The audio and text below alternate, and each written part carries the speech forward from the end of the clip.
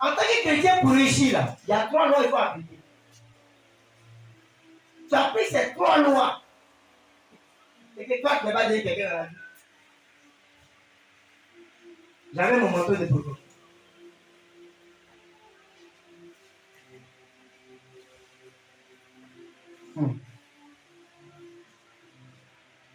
La vie chrétienne, c'est régi par 3 lois. C'est-à-dire, tu vas parcourir toute ta Bible, c'est les 3 lois qui existent. Et quand il parle de ces lois-là, je parle depuis le Nouveau Testament. Parce que nous, ici, nous ne sommes plus dans le sacerdoce lévitique. Nous, les chrétiens de Lévitique. Avant, les chrétiens, sinon que pas les chrétiens, avant les enfants de Dieu étaient dans le sacerdoce lévitique. Parce que dans le sacerdoce lévitique, ce n'est pas que les sacrificateurs et le sacrificateur faisaient le sacrifice pour le peuple. Pourquoi? Parce que depuis la sacrification d'Aaron, Dieu a établi des sacrificateurs et des sacrificateurs sur Israël. Et c'est eux qui étaient chargés de faire le sacrifice perpétuel et le sacrifice annuel du peuple d'Israël afin de les purifier devant Dieu. Mais depuis l'avènement de Christ, après sa mort et sa résurrection le 3e jour, cette loi a été bannie. Cette loi a été abrogée. Nous sommes désormais sous le sacerdoce royal. Après le titre en Pierre, vous êtes né là sur le élu, un sacerdoce royal. Nous sommes sous le sacerdoce royal. Et ce sacerdoce royal respecte ces 3 lois. Si tu ne les respectes pas, la vie chrétienne est une vie péché. Tu as beau te battre avec tes propres, tu ne peux pas réussir. Parce que Dieu est dans ses principes. Écoute-moi bien. Alléluia. Ça prend beaucoup de monde dans les églises. Beaucoup sont remplis dans les églises. Mais combien sont ceux qui réussissent réellement? Combien sont ceux qui expérimentent la grâce et la faveur de chaque jour? Et quand il parle de réussite, c'est pas une réussite pour dire qu'il y a l'argent, non, il y a des maisons. Ça, c'est une réussite financière sur la terre. Mais avant que ça en arrive là, il faudrait spirituellement d'abord tu sois calé. Ce sont ces lois spirituelles dont je te parle maintenant. Comment faire pour ne pas que lorsque tu vas te donner, tu vas te la ça?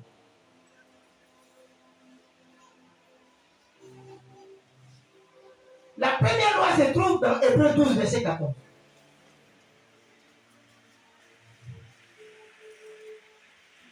Comment la dit? Hébreux 12, verset 14.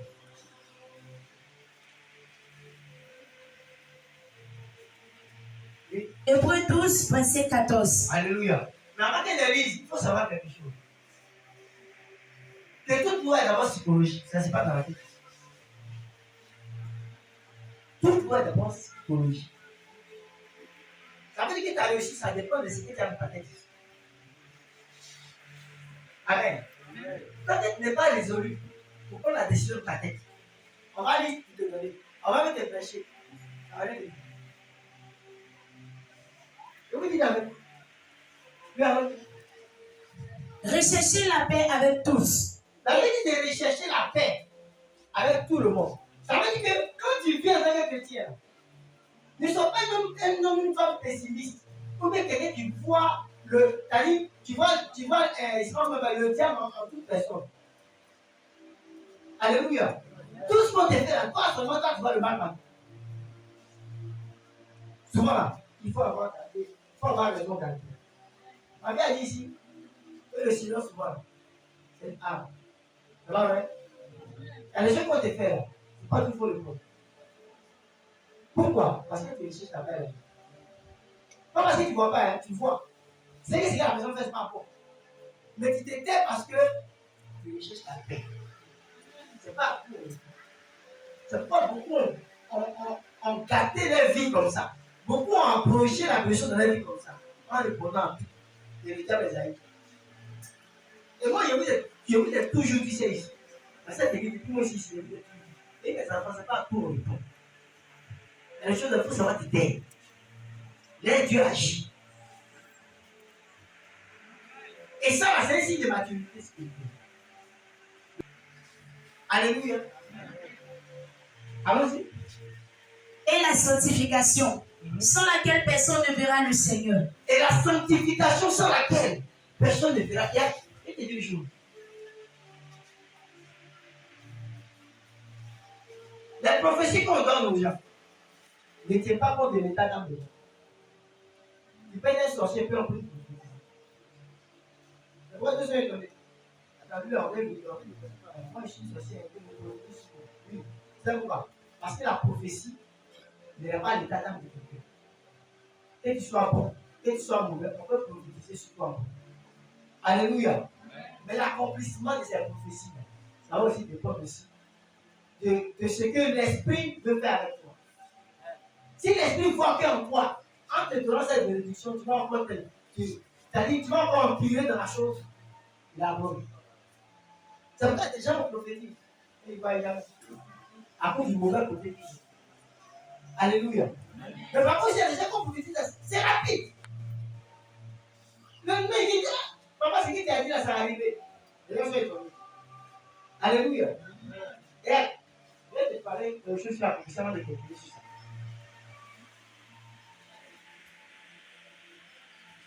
Pourquoi souvent il y a des choses qu'on dit, ça n'arrive pas? Il y a d'abord un exemple dans la Bible, Dieu lui-même. Quel Dieu peuple d'Israël? Il dit à Abraham que vous avez fait 400 ans en Égypte. Et après ça, vous serez libérés. Mais le peuple a fait combien d'années? Vous avez combien d'années là? Qui connaît?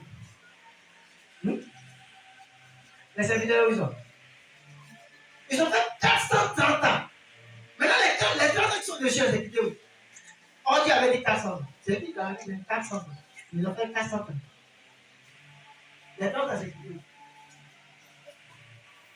Ça, c'est le premier. Dieu dit à Isaïe, va dire à Ézéchias, d'aménager sa maison pendant que il va mourir. Va dire Kabali. Hein? Isaïe tourne sa tête vers le mur, il prie Dieu. Et Dieu, il s'est levé après Isaïe pour dire, va dire à Ézéchias, va plus mourir. Il a mis 15 ans. Mais pourquoi Dieu s'est reporté là? Parce qu'Ézéchias a demandé pardon sur le village de l'Ouest.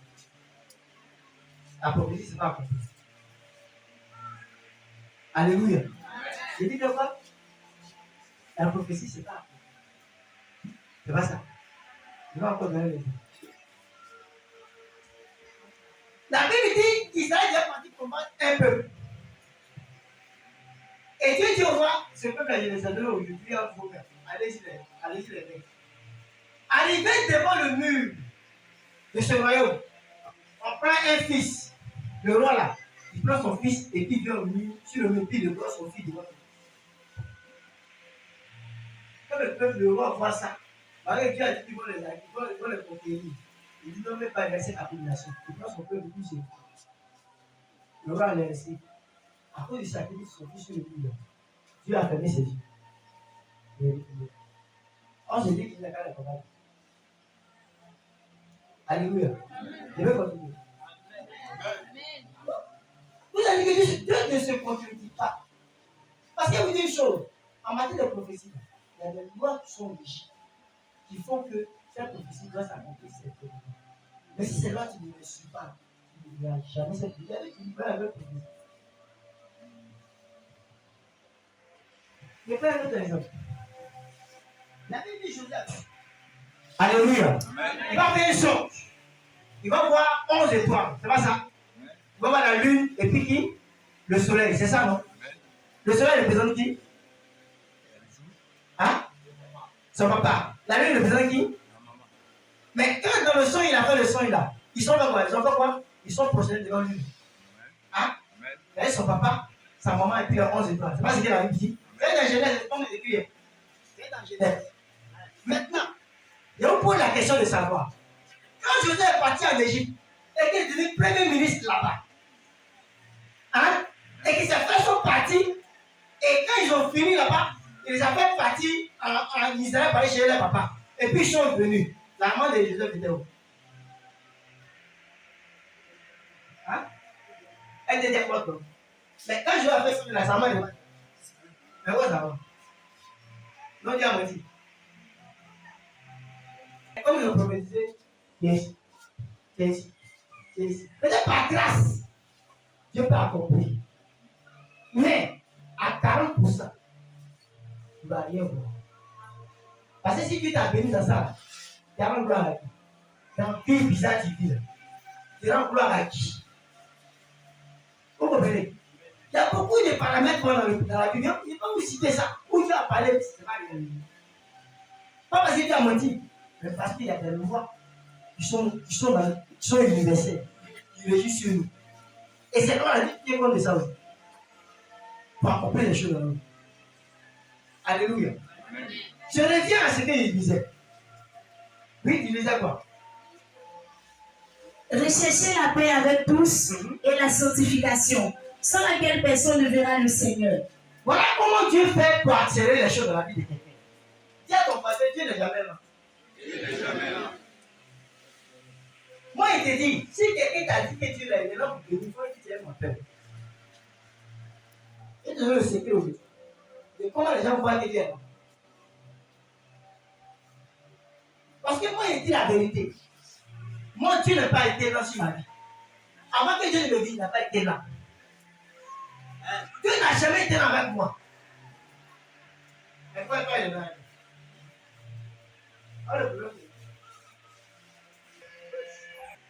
La première des choses, ton corps, tu dois le conserver plus devant Dieu. Parce que ton corps est le temple du Saint-Esprit. Donc tu ne peux pas ton corps donner ton corps. Tu ne peux pas donner ton corps n'importe où. Alléluia. C'est qui est pour Dieu là? Toi tu as pas ça dans ma vie. Toi tu es à quoi là? C'est qui est pour Dieu là? Toi tu as pas ça dans bas. C'est qui est pour Dieu là? Les cérémonies païennes, c'est là-bas où on te retrouve. C'est qui est pour Dieu? Dans les endroits où on te retrouve, c'est là-bas où tu es. Frère, si tu es respecté. Alléluia. J'ai dit, le spirituel, il y a beaucoup de choses qui revoient le spirituel. Le problème n'est pas que, non, Dieu m'a parlé en rêve. C'est pas ça. Même un chien, Dieu me parle en rêve. Ça prend du chien que quelqu'un de plus. Dieu peut parler à n'importe qui en rêve. Frère, même un fou, Dieu peut lui parler.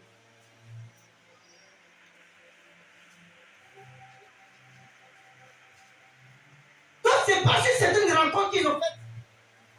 Vous êtes préparé important devant les hommes. Non. Dieu peut te révéler à tout le monde. Mais quand toi qui se révèle là, quelle est ton attitude de toujours? Quelle est ta conduite de toujours? C'est là la sanctification interdite. Même dans ton parler, il faudrait qu'on sorte la sanctification. Quand tu ouvres la bouche pour parler, il faudrait que ça soit positif pour les autres. Mais tu dis quoi? Tu parles quoi? Quelqu'un n'est pas sur la tête à ta main. Quelqu'un ne dira pas que tu mets ta bouche. Quelqu'un qui a insulté sa femme, tu mets ta bouche dedans. Quelqu'un qui a insulté son mari, tu mets ta bouche dedans. Quelqu'un qui a insulté son enfant, tu mets ta bouche dedans. Et je ne t'a même pas appelé, tu es dedans.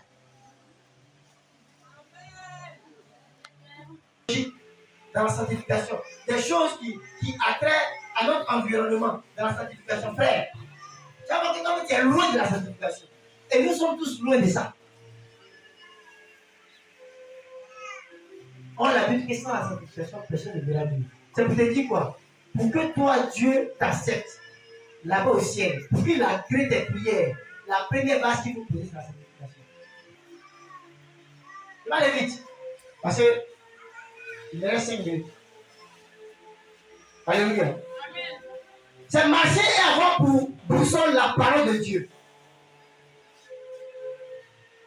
Si ta fille n'est pas le reflet de la parole de Dieu, frère, et que ta première base n'est pas la sanctification, c'est loin de Dieu. Josué 1:8. Il dit que ce livre de la loi ne se lève pas de ta bouche. Médite-le jour et nuit. Et pratique tout ce qui est écrit dedans. C'est alors que tu auras du succès dans tout ce que tu entreprendras. Et c'est alors que tu réussiras. La parole de Dieu doit être ta boussole. Amen.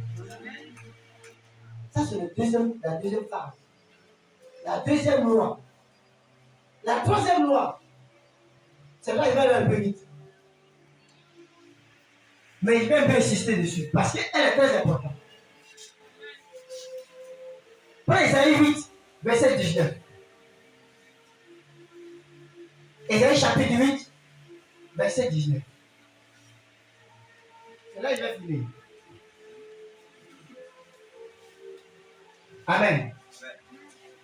Isaïe 8, le verset 19. Si l'on vous dit, consultez ceux qui évoquent les morts et ceux qui prédisent l'avenir, qui poussent des sifflements et des soupirs, répondez, un peuple ne consultera-t-il pas son Dieu? S'adressera-t-il aux morts en faveur des vivants? Alléluia. Un peuple ne consultera-t-il pas son Dieu? S'adressera-t-il aux morts en faveur des vivants? La troisième loi qui fait que le chrétien, il tourne en rond. Parce que tout simplement, tout ce qu'on fait dans c'est jamais Dieu. On fait le jeu de nous. Or, tu conviens avec moi que tu vis au travers de ce Dieu-là. Tu existes au travers de lui. C'est lui qui t'a créé. C'est lui qui connaît ta destinée. C'est lui qui sait ce qui est bon pour toi et ce qui est mauvais pour toi. Mais un tel homme, une telle personne, une telle entité, tu sais ça. Et puis quand tu fais les choses, tu mets cette personne à part. Et puis tu fais selon toi. Même tu veux qu'elle réussisse. Comme vous avez dit dans la Bible, tous ceux qui ont vécu au temps, je peux dire, depuis Abraham, jusqu'à ce qu'on vienne jusqu'à Jésus. Est-ce qu'il y a rien fait les choses comme ça? Non, est-ce qu'il n'y a pas fait les choses comme ça? C'est pourquoi dans toutes les régions, en Israël, à Juda, en Galilée, partout en Samarie, il y avait un prophète. Et c'est par lui qu'on consultait Dieu. Il y avait des gens qui étaient consacrés, des sacrificateurs. C'est par eux qu'on consultait Dieu. Même pendant en guerre, on devait demander d'abord en Dieu. On ne savait pas comment ça se passait. Si vous connaissez l'histoire de Josaphat, Josaphat est parti par Akab. Il dit, ah, Dieu a dit que le territoire qui est là, c'est pour vous. Mais depuis là, ça va encore avec les Amoréens. En cas, on va aller prendre ça. Et Akab dit, c'est vrai, c'est ce qu'il a dit. C'est qu'il demande pas. Il dit non, on va consulter de Dieu d'abord. Akab envoie ses prophètes. Ils ont dit, oh, si vous parlez, vous allez gagner. Non, Dieu est avec vous. Je n'ai pas regardé un moment là, il a dit non, c'est la vraie, je ne vais pas me faire. Est-ce qu'il n'y a pas un prophète ici qui peut nous dire ce qui vient de Dieu? Ils sont partis appeler Michel. La maman, elle a appelé le roi, il a dit jamais la vérité. Il dit ce qu'il lui plaît. Michel est venu, il dit, oh, roi, sois béni. Allez-y, vous allez conquérir le territoire. Il dit, non, mon frère, on nous dit ce qu'il dit. Il dit, ainsi par l'Éternel. Demain, si vous partez, il y a un roi parmi vous qui va tomber là-bas. Il dit, arrêtez Dieu. Il dit jamais la vérité. Mais ce qu'il a dit, c'est qu'il a dit. Marie n'a pas dit la vérité. Donc, entre lui et puis les autres, il a dit. Mais aujourd'hui, nous les chrétiens, on fait les choses sans consulter Dieu. Il y a des gens, quand ils deviennent, ils consultent Dieu. Mais quand ils voient l'aboutissement de ces choses, ils consultent Dieu. Il faut ce qu'il a fait. Alléluia. Amen. On dit, il y a un témoignage. Il y a deux exemples qui on va bien partir. Amen. Amen. Il est dit, moi, dit. Ça peut te dire quoi? Tout ce que tu fais, si tu veux réussir, tu dois consulter Dieu. Ne fais rien sans consulter Dieu. Vous connaissez l'histoire de Ruth, la Moabite, non? Hein? Nous tous ont lu l'histoire de Ruth ici. Mais le secret qui est caché dedans, c'est parce qu'on ne l'a pas encore décidé ça. En réalité, c'est parce que Naomi, la belle-mère de Ruth, et puis son mari Elimelech, ils n'ont pas entendu la voix de Dieu. Ils ont fait les choses de eux-mêmes. Ça peut être malin. Il y a une famille dans le pays, en Juda. Ils n'ont pas consulté les choses, les médias savants en Égypte et en Moab. Il fallait s'installer là-bas. Sans consulter Dieu. Quand il lit la Bible dit qu'ils n'ont pas consulté Dieu. Et ils sont partis. Arrivé là-bas, le monsieur est mort. Après, ses deux enfants sont morts. Il reste ses deux blessures. Amen. Maintenant, elle va entendre que là où elle est quittée là, il y a une personne qui est tombée là-bas. Elle va retourner maintenant. Qui a perdu? Elle a perdu. Mais les gars, Isaac, il y a une famille dans le pays où je trouve, à Guéra. Et il s'est levé, il dit non, lui, il s'en va en Égypte. Dieu dit non, reste là. Parce que c'est là-bas, il veut te bénir. Parce qu'il a consulté Dieu. Ça veut dire que quand il est resté là, il n'y a pas d'homme qui était riche comme Isaac. Tellement il était riche là, non? Même le roi Abimelech qui était là, il n'était jamais de Dieu. Quand tu es dans la volonté de Dieu, quand tu fais les choses en consultant Dieu et que tu as cette direction de Dieu, frère, c'est les gens qui vont se lever contre toi pour eux. Mais ils ne pourront rien parce qu'il est avec toi. Non, parce que Dieu est avec toi, ils ne pourront rien. Ils vont te jalouser, mais en réalité, tu vas réussir. Tu vas échouer. Dans ta famille, tu ne réussiras pas. Parce que tu ne fais rien sans Dieu.